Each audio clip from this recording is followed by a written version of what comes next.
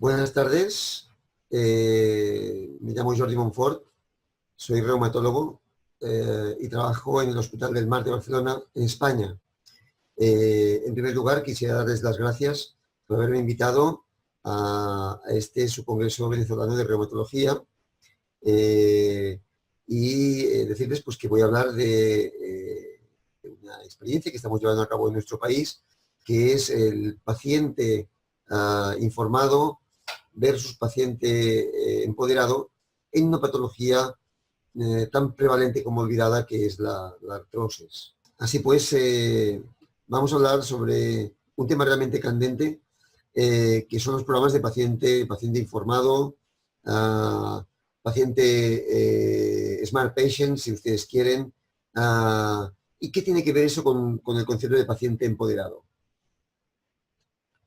Bien, en primer lugar, debemos definir qué es el paciente experto. Bueno, el paciente experto es un programa de OAFI, la Osteoarthritis Foundation International, que es una organización para la defensa de los pacientes artrósicos que se ha fundado acá en Barcelona, que pretende formar a enfermos que padecen artrosis, principalmente en este caso artrosis de rodilla, para que se conviertan en pacientes que pasen de tener la enfermedad a conocer su enfermedad y, por tanto, en último término, a gestionar su enfermedad.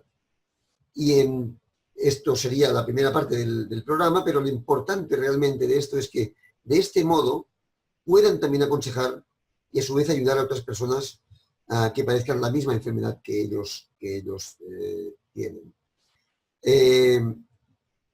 Por tanto, en definitiva, estamos hablando de que el programa Paciente Experto lo que hace es promover que el paciente pase de tener un papel pasivo a un papel totalmente activo, que esté en el centro de su enfermedad, que sea el protagonista de su enfermedad.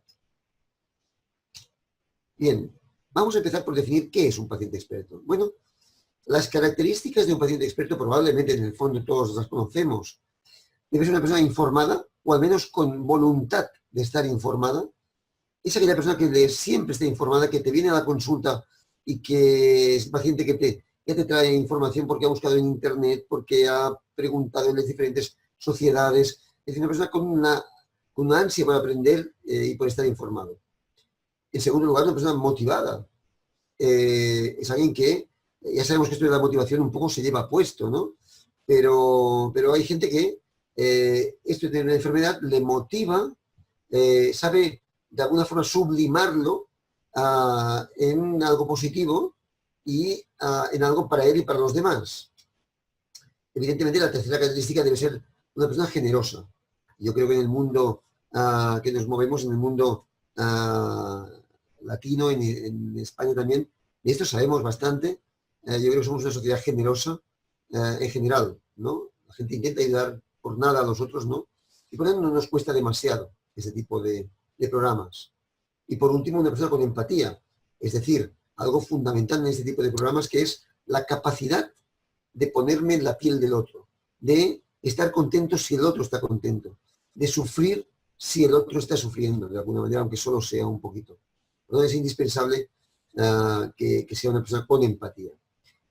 Y en definitiva quisiera hablar desde que este programa no es algo lejano al ser humano, es algo realmente muy próximo. Miren, por un segundo quisiera mostrarles a este señor, que como ya muchos de ustedes deben saber, es Charles Darwin, que dijo un par de cosas realmente fundamentales, muy, muy importantes. La primera de ellas dijo: las especies que sobreviven no son en absoluto las más fuertes, ni tan siquiera las más rápidas, ni tan solo las más inteligentes, sino las que se adaptan mejor al cambio. Es decir, el concepto de sobrevivimos cuando nos adaptamos. Bien, esto es realmente importante, es un hito en los anales de la ciencia, pero hay veces en los que la ciencia sobrepasa sus límites y pasa a ser un poco arte. Y porque Charles Darwin dijo también esto, dijo: en la larga historia de la humanidad, los que aprendieron a colaborar de forma más efectiva son los que han prevalecido.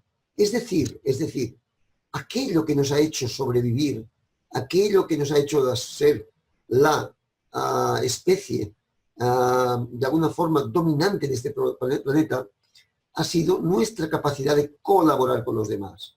Y claro, ustedes me dirán, hombre, para esto están, no sé, los insectos, las abejas son, quién sabe, colaborar, ¿no? Viven por colaborar, incluso hacen cualquier cosa por colaborar. Pues yo les digo a ustedes, las abejas son unos aficionados comparado con nosotros. Claro, ¿por qué? Porque las abejas comparten todo su código genético, son hermanas. Y a mí no me cuesta nada hacer un esfuerzo por mi hermano, por un familiar, por alguien muy querido. Pero los humanos hacemos muchísimo más que eso. Colaboramos con todos aquellos que no conocemos. Y nos encanta ayudar a aquella persona que está allí delante y no conocemos. Nos encanta hablar con gente nueva a la que no conocíamos, relacionarnos, conectarnos, fundar pueblos, ciudades, estructuras. Eso somos los humanos. Por eso, este tipo de programa que va de colaboración, que tiene que ver con la colaboración de los humanos, es consustancial a nuestra naturaleza. Bien, dicho esto, decirles, bueno, ¿y cómo se lleva a cabo todo este programa, este programa Paciente Experto? Bien, en primer lugar, decirles, se selecciona a un grupo de pacientes que cumplan con un perfil de paciente experto, con ese perfil de paciente informada, motivada, empática, generosa, ¿no? Todos tenemos pacientes de ese tipo. Ciertamente hay que aprender a seleccionarlos, pero todos tenemos uno o más de estos pacientes. En segundo lugar, hay que seleccionar un equipo formador de profesionales sanitarios que va a diseñar y a su vez enseñar los contenidos del programa.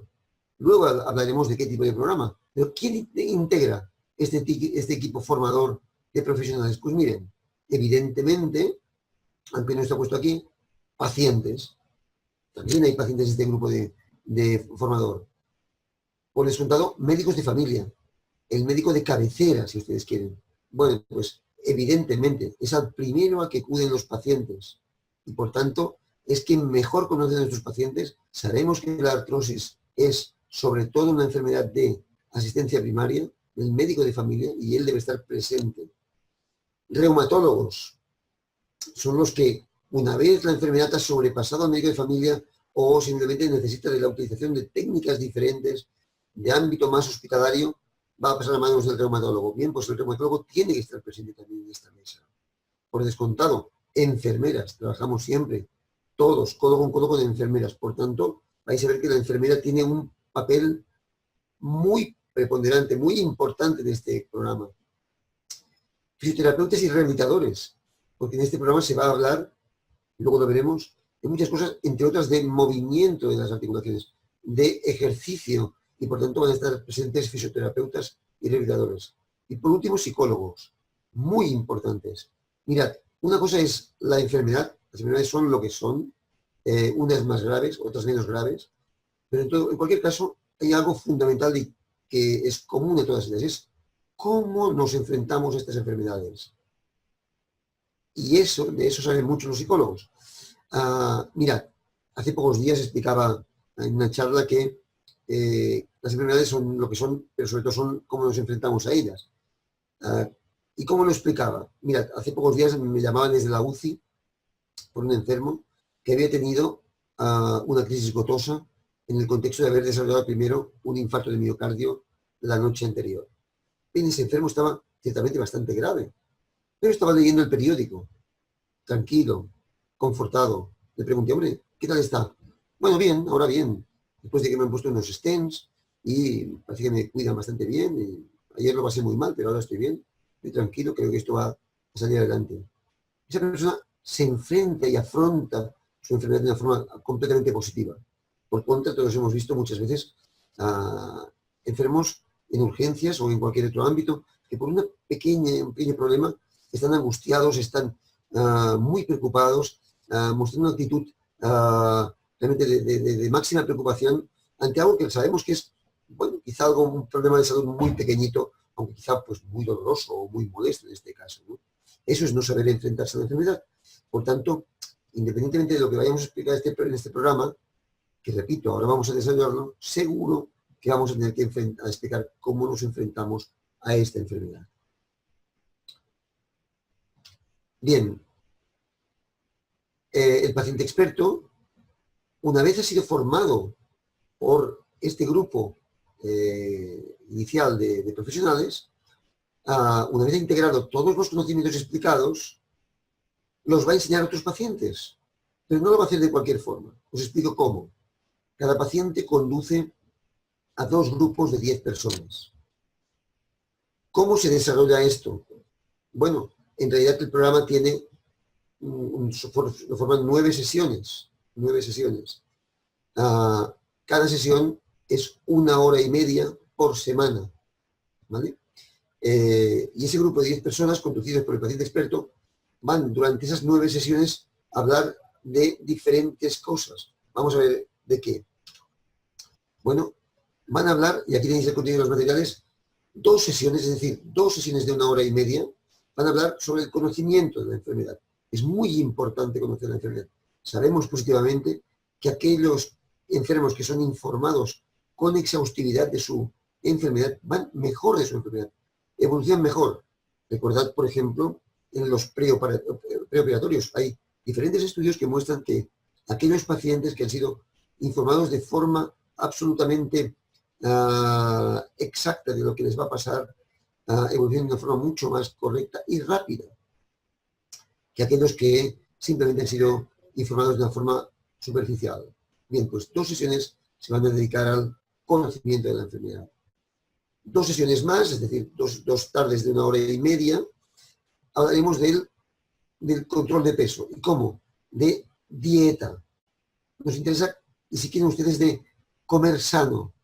Vamos a explicar cómo se confecciona una dieta sana, cuáles son los tipos de alimentos, qué es un hidrato de carbono, qué es una grasa, qué es una proteína, cómo se combinan, etc. 2 sesiones más, de 1 hora y media también, hablarán de cuáles son los ejercicios adecuados para cada persona, de forma muy personalizada. No es lo mismo alguien que padece una artrosis de rodilla que alguien que padece una artrosis de manos. No es lo mismo alguien que tiene dificultad para levantarse en la silla o para levantarse desde cuando está echado en el suelo que alguien que no tiene ninguna dificultad para hacerlo. Así que el ejercicio que es adecuado y bueno para uno no es ni adecuado ni bueno para otro. Finalmente, 2 sesiones más para enseñar al paciente cómo convivir con la enfermedad. Entonces, el aspecto psicológico de la enfermedad al que yo me refería, que nos van a ayudar los psicólogos y enseñan desde técnicas de meditación hasta técnicas de relajación, hasta formas de cortar con una inercia negativa. Por ejemplo, a veces yo les explico a los pacientes, bueno, uno se levanta por la mañana y tiene un mal día y piensa, caray, pues qué dolor tengo, ¿no? Las cosas no me van bien, además ayer me peleé con mi familia, etcétera. Múltiples